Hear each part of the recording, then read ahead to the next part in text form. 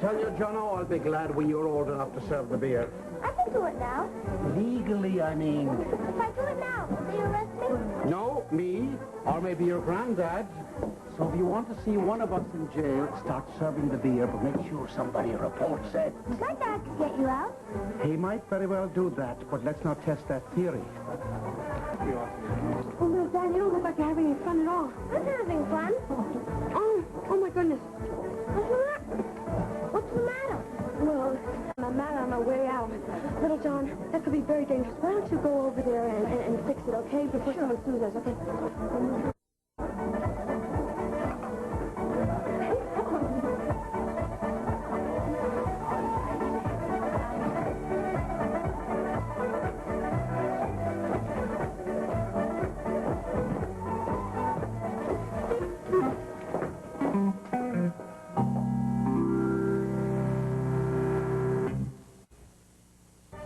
If they want you to run, it's got to be for Cliff's seat. So why is he stepping down? Have you heard any rumors? Not a word. But somebody did say that the 17th congressional seat was up for grabs, but that's not till the fall. Yeah, Frank doesn't qualify for the 17th. Yeah.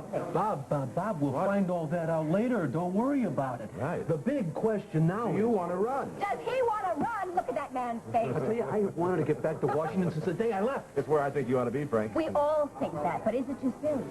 Well, I hate to admit it, but I think a lot of people are still going to be concerned about the Woodard scandal. I don't doubt that, Bob. I don't doubt that, but I'm sure, as a matter of fact, that Azowski and Monahan must have put out feelers on that subject before they came around here to talk to us. I'm sure they did. Would someone like to tell me if I think what is happening is really happening? Well, nothing has happened yet, but Belisovsky and Joe Monahan came by and want Frank to consider running for this congressional seat.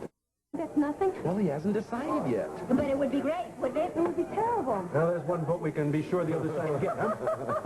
Well, I'm sure you'd love it, Frank. And all of Riverside would love it. And all of the city, country. In fact, the whole world would love it. I think it would be a terrible thing for Little John. What are you talking about? Little John would love to see his dad back in Congress. No, he wants him to be home, not at the campaign trail. Now, Frank just got home. Well, gee, I'm here. Just talk to me here, not Bob. You just got home, Frank. Jono can be part of the campaign. He's old enough. He can help out. He'll probably have a heck of a good time doing it and probably learn a lot besides. I don't think what he should be learning about right now is politics. Now, I know you all think I'm making a big deal about the bubblegum incident, but I'm afraid it's just the tip of the iceberg. Oh, come on. No, I'm really serious. I think it's a cry for help. I think it's a desperate SOS. He wants Frank's love. Gee, what are you talking about? Little John has had more love. He's had more attention than any kid in Riverside. Okay, there's a loving family here, but that's just grandparents and aunts and uncles. It is no substitute for an absentee father. Does anybody want another beer? Yeah, please. Joe, let me get it. No, Bobby, please. It's my pleasure. Frank, if you want to discuss this at another time. Yeah, I think that's good. Now, Bobby, if you don't want to talk about it right now, I mean, you could get out there and... Aren't you being a little bit premature? Frank hasn't even decided if he's going to run Yeah, yet? I want to talk with him about it before he decides. Maybe we should talk about this in private. No. You go ahead right now. And if you think there's a problem, I want to hear about it. But I must tell you that I have not sensed anything really important to worry about with respect to Jono. Of course not. This is my problem and Frank's problem. It's no problem. The last person in the world that Little John wants to reveal his true feelings to is you. Do you understand that? Why? Because he's afraid that if he says something to you and he upsets you, that you're going to want to leave. It's a very tense time for him right now. And he just dreams about having his father back here and having the whole family back together again. See, he can't count on you. And he's afraid, Frank, that you're going to stay home for a while and then you're going to leave again. And maybe he has a right to feel afraid. I mean, look what happened when your political cronies came over here. Frank, did you look at his face? He was so disappointed and so lonely, and he was trying not to cry. Oh, Dee, you're stretching it down. No, I am not at all. Little John was expecting a family party, and all of a sudden there were all these strangers all around Frank. They whisked him in here for some kind of secret meeting, and Little John did not feel welcome at all, Frank. Well, he was perfectly welcome, Dee. He didn't know that. Dee, he's not shy. I mean, he'd be here right now if he wanted to be. He has a life of his own. Okay, Frank.